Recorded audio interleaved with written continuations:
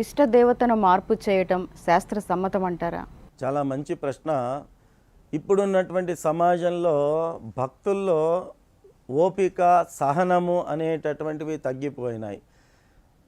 ఏదైనా ఒక సంకల్పం తీసుకొని ఆ సంకల్పం సిద్ధించాలి అని చెప్పి ఏ పరమాత్ముని వారు కొలుస్తూ ఉంటారో ఆ పరమాత్ముని కొలవగా వారి సంకల్పాలు గనక సిద్ధించకపోతే వారు వెంబడే ఆ దేవత ఆరాధనను మార్చివేసి మళ్ళీ ఇంకొక దేవుణ్ణి పట్టుకోవడం జరుగుతుంది. అంటే అనుకున్నటువంటి సంకల్పాలు గనక సకాలంలో గనక తీరకపోతే ఇక రాముణ్ణి పూజించాను, నా సంకల్పం నెరవేరలేదు, కాబట్టి నేను ఇప్పుడు ఆంజనేయ స్వామిని ఉపాసిస్తాను అని చెప్పి ఆంజనేయ స్వామిని ఉపాసన చేయగా ఒక 6 నెలలైనా సమస్యకు పరిష్కారం దొరకలేదంటే వెంబడే ఏం చేస్తారు?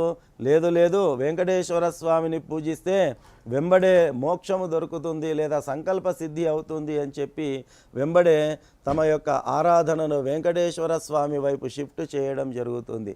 అంటే ఈ రకంగా రోజుకో దేవుడిని, పూటకో దేవుడిని మార్చడం అనేటటువంటిది శాస్త్రరీత్యా ఇది ఏమాత్రము కూడా స్వాగతనీయమైనటువంటి విషయము కాదు, శాస్త్ర సమ్మతమైనటువంటి విషయము కాదు.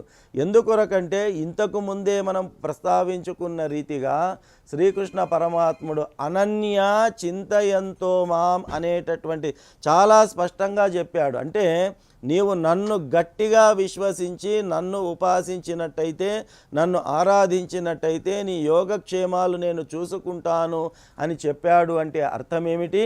నీ ఉపాసన అనేటటువంటిది ఏకకేంద్రముగా ఉండాలి.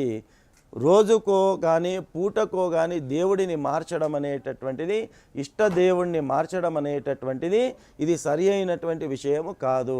కానీ కొన్ని సందర్భాలలో మనకు ఉదాహరణకు మనం ఏదైనా గురువును ఆశ్రయించినప్పుడు గురువు మనకు ఒక మంత్ర దీక్ష చేయడం జరుగుతుంది. గురు శుశ్రూష చేసిన తర్వాత గురువు మన యొక్క భక్తి ప్రపత్తులకు, మన సేవా తత్పరతకు మెచ్చి ఉదాహరణకు ఏదైనా ఒక దేవతా మంత్రాన్ని ఉపదేశం చేశారు అనుకోండి. ఏ దేవతా మంత్రాన్ని ఉపదేశం చేసి ఉంటారో ఆ దేవతను ఆరాధించడం అప్పుడు తప్పనిసరి అవుతుంది. కాబట్టి ఆ రకంగా గురువు యొక్క ఆజ్ఞ ఉండి ఆ గురు మంత్రోపదేశము పొందిన తర్వాత తప్పనిసరి పరిస్థితిగా ఆ మంత్రోపదేశము ఏ దేవతకు సంబంధించి ఉంటుందో ఆ దేవతను ఖచ్చితంగా ప్రధాన దేవతగా ఆరాధించవలసి ఉంటుంది. కాబట్టి ఇలాంటి కొన్ని సందర్భాలలో ఇష్ట దైవాన్ని మార్చి పూజించడంలో తప్పు లేదు.